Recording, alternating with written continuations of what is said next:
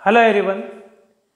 आज देखिए बच्चों, जैसे मुझे माइक्रोस्कोप टेलीस्कोप स्टार्ट करना है, तो माइक्रोस्कोप टेलीस्कोप स्टार्ट करने से पहले कुछ बेसिक बातों को आज हम यहाँ देखते हैं। हम देखते हैं बच्चों विजुअल एंगल की हम बात करते हैं। विजुअल एंगल क्या होता है, किस पर डिपेंड करता है, हमें माइक्रोस्कोप टेलीस्कोप में विजुअल एंगल किस तरीके से डिटरमाइन करना होगा, हम उसका डिस्कशन करते हैं। इसके पहले भी हम बात करते हैं कि बच्चों हमारा जो आई रेंज होता है, आई का जो रेंज होता है देखने का, eye range of vision, eye range of vision मतलब जो देखने का अपने पास होता है क्लियर विजन, हमारा बहुत अच्छे से देखने का जो रेंज होता है आई का, वो क्या होता है।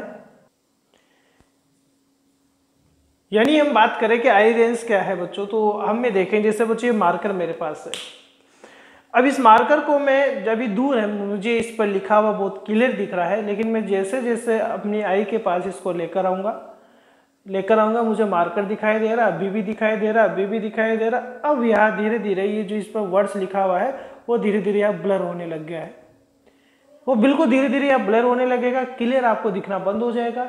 इसका मीन हमारी आई से एक नियर पॉइंट होता है जहां पर रखे किसी ऑब्जेक्ट को, इमेज को आप क्लियर देख सकते हैं, वो मिनिमम 25 सेंटीमीटर होता है जो आई का नियर पॉइंट। 10th क्लास तक आप पढ़ चुके हैं बच्चों, में ज़्यादा ये सब बात नहीं करूंगा, ज़्यादा मैं विजुअल एंगल में बात करूंगा।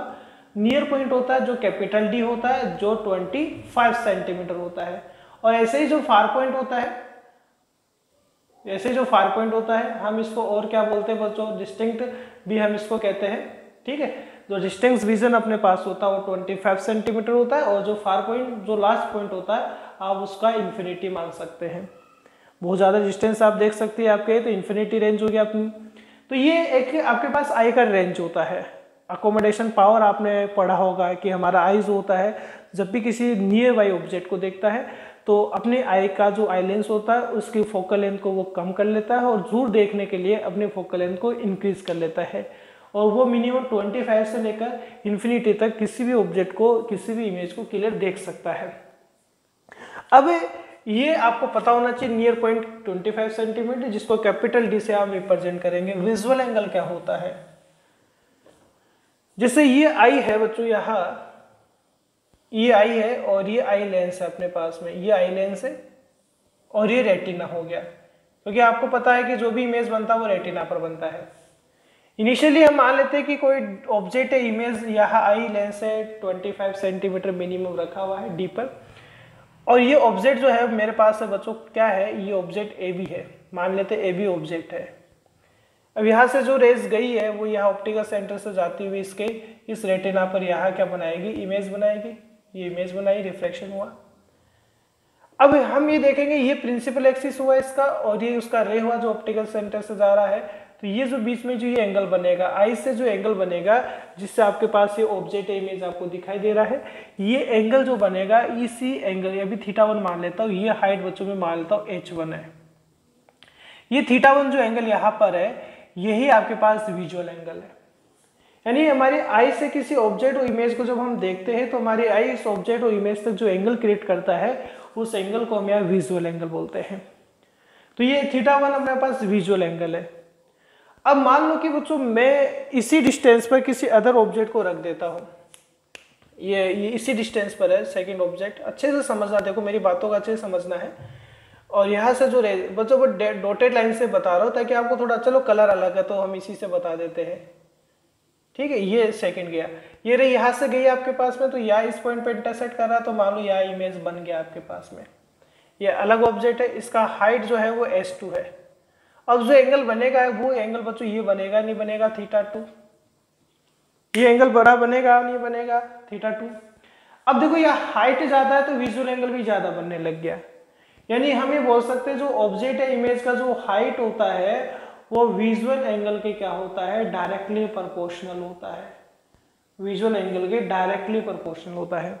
इसका मीन ये हुआ कि बच्चों हम माइक्रोस्कोप टेलीस्कोप का यूज क्यों करेंगे, हम माइक्रोस्कोप एंड टेलीस्कोप का यूज करते क्यों है बच्चों, क्योंकि जो भी ऑब्जेक्ट अपने को दिया जाता है हमें उसको मैग्नीफाइड करके देखना पड़ता है, और ये माइक्रोस्कोप टेलीस्कोप इस तरीके से हमारा आई पर एंगल बनाते हैं। यानी जो एंगल होता है, इस एंगल को जिसको विजुअल एंगल बोल रहे हैं, हिंदी में बोलते हैं वो जो दर्शन कोण, यानी देखने वाला कोण, किसी ऑब्जेक्ट या इमेज को देखने वाला एंगल जो होता है अपने पास में, वो बड़ा बनने लग जाता है। हम जब भी किसी माइक्रोस्कोप टेलीस्कोप का यूज करते हैं तो हमारे आई से जो बनने वाला एंगल होता है ऑब्जेक्ट या इमेज के लिए, जिसके लिए भी हम देख रहे हैं, वो एंगल बड़ा बनने लग जाता है, विजुअल एंगल बड़ा बनने लग जाता है। और विजुअल एंगल बड़ा बनेगा तो हाइट ज्यादा दिखेगा आपको, हाइट यानी उसका जो साइज होगा वो आपको ज्यादा दिखाई देगा, और साइज ज्यादा दिखाई देगा। वो ही काम के लिए हम किसका यूज करने लगते हैं, माइक्रोस्कोप टेलीस्कोप का यूज करते हैं। तो यह हम देख पा रहे हैं कि यहाँ जो हाइट होता है वो विजुअल एंगल के क्या होता है, डायरेक्टली प्रोपोर्शनल होता है। अब लेकिन मिनिमम ऑब्जेक्ट 25 सेंटीमीटर पर रहना चाहिए। अब जैसे मान लो कि मैं ये कह दूं कि सर यहाँ तो कॉन्सेप्ट चलो आप फेल कर दोगे। जैसे सपोज करो मैं ऑब्जेक्ट को यहाँ ले लेता हूँ, किसी ऑब्जेक्ट, ये वाला जो ऑब्जेक्ट है मैं यहाँ कर लेता हूँ, यहाँ कर लेते, इस वाले ऑब्जेक्ट को यहाँ कर लेते हैं, ए बी को यहाँ, ये हाइट हम ले लेते हैं, या हाइट चलो कम ले लेते, थोड़ा और भी कम ले लेते हैं। अब एंगल बना, मान लो ये एंगल बना, तो आप तो बोलेंगे सर देखो एंगल यहाँ बड़ा बनने लग गया, हाइट भी कम है, और आपने कहा कि height directly proportional visual angle. तो बच्चों मैंने उस कंडीशन के लिए कहा है the object image minimum distance 25 centimetre पर मर्चेंट रहे, तो ये तो 25 से कम हो गया, ये तो आपको दिखाई ही नहीं देगा, आपको ब्लर दिखाई देगा क्योंकि 25 सेंटीमीटर से कम हो गया। तो ये यहाँ वैलिड नहीं है बच्चों बातें, ये आप इस चीज़ को दिमाग में नहीं लाइए।